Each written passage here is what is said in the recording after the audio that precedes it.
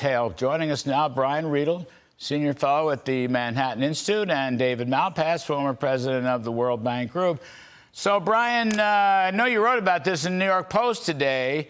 I mean, you know, I don't remember the exact phrase, but the late economist Herb Stein used to say, you know, if something is unsustainable, it won't be sustained. Or if something is bad, it can't keep going on. Or something like that. My point here, Brian, is with these horrendous numbers, with out-of-control federal finances, with out-of-control big government spending and borrowing and regulating, there are going to be consequences. We may not see them right this moment, but there are going to be consequences. There's inflation risk, there's interest rate risk, there's default risk, there's all kinds of risk. What do you think, Brian? The interest cost and the interest rate risk is enormous. Even under low interest rates, interest costs have gone from $350 billion when Biden took office to $1 trillion by next year, when it'll be the second biggest item in the entire budget after Social Security. And interest costs are going to $2 trillion a decade from now. Now, that's the low interest rate scenario. If interest rates go up 1 point, the deficit goes all the way up over $4 trillion from a $3.8 trillion at current interest rates under current policies. And a decade from now, you're looking at 37% of all federal taxes just going to pay interest on the debt. That means all the taxes you pay Washington for the first 4 months of the year will be paying interest, because it will come to dominate the federal budget. The danger is when you run up a $50 trillion debt, you become extraordinarily sensitive to interest rates, where even 1 point adds hundreds of billions per year. Which is possible, which is very possible in the current environment with all this federal borrowing. And then they're doing it at the short end of the curve. They're doing it for the 91-day Treasury bill. I'm not sure I understand why, but it's the highest borrowing cost. You could do it 100 basis point lower. I mean, they should issue 100-year bonds, but that's the subject of another segment. David Malpass, though, you know what is as troubling as any of these numbers, David? This is like the growth of government, the command and control of government, the government regulating the economy, the size and scope of the government regulating the economy, whether it's taxing or ordinary regulations, or, you know, DEI or woke or ESG or any of these other left-wing nostrums that we've had to live with for the past 4 or so years. This is big government socialism, to use Newt Gingrich's term, and I don't think it's going to turn out well if it doesn't change, David Malpass.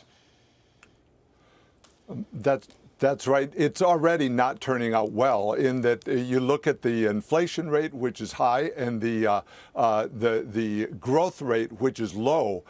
You know, in the CBO numbers, they're showing 2% per year out into the future, and that's part of what's driving up that national debt. The economy is just not growing.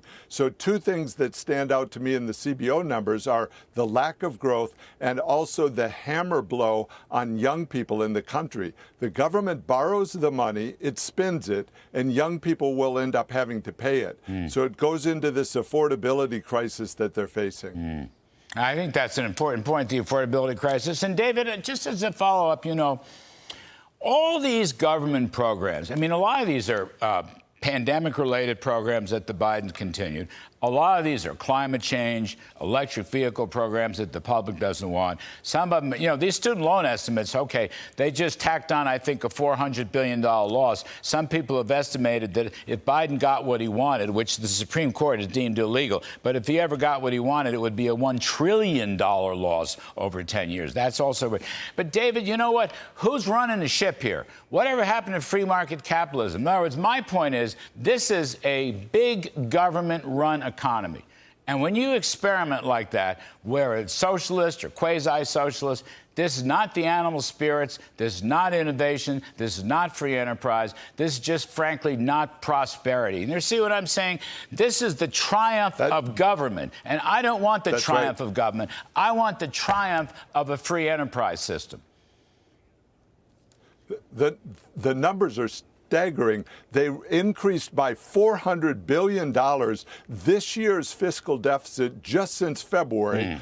And as the government spends more, it plows it into making more regulations that strangle business. So as we look out over 10 years, these new CBO numbers, it looks to me like have $120 trillion of spending by the government, $90 trillion of taxes, which is the historical average. So it's not a tax problem. It's that spending is completely out of control, and the more they do, the bigger it makes the government, and it slows the economy down. That's what shows up in the numbers. Yeah. Trump can change that, but Biden's budget is more of the same. It looks for slow growth and very large increases in spending.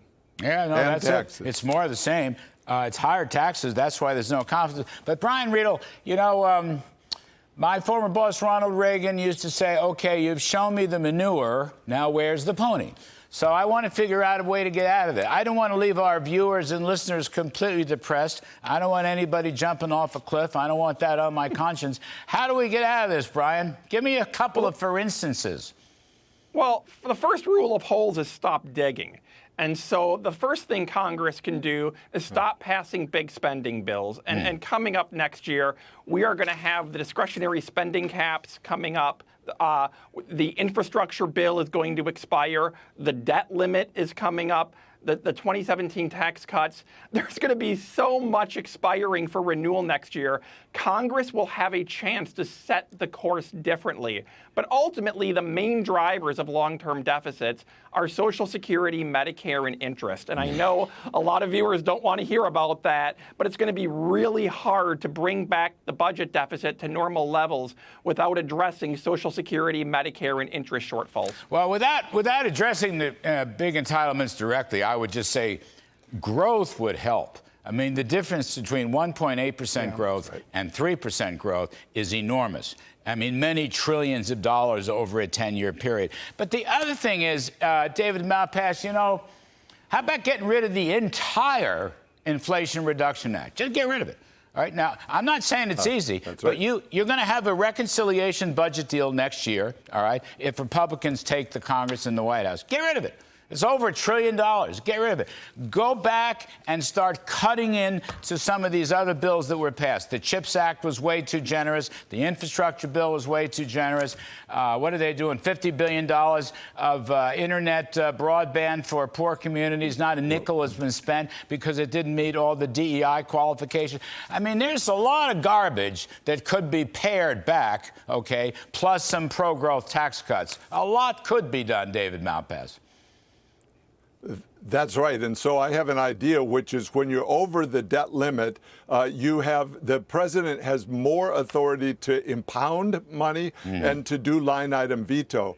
So I think we need process control, change in the process that when the debt to GDP ratio is too high, that it punishes Washington. Right now, what Washington does is punish the whole country when they spend money. And so there needs to be a change, I think, in the checks and balances so that the whole system works better. Otherwise, what we're facing is a perfect storm next year. You named it. The debt limit comes due, the spending runs out, and the taxes go up automatically. And so that the president should be talking, President Biden should be talking about that all the time, how he's going to fix that problem, but he doesn't have any answers. No, he has more of the same. It is time for a change. I know a fellow who was president once who is just getting ready to become president again, and he's got some very clever ideas about how to stop all this stuff before it really gets bad. Anyway, Brian Riedl, thanks ever so much. David Malpass, appreciate it.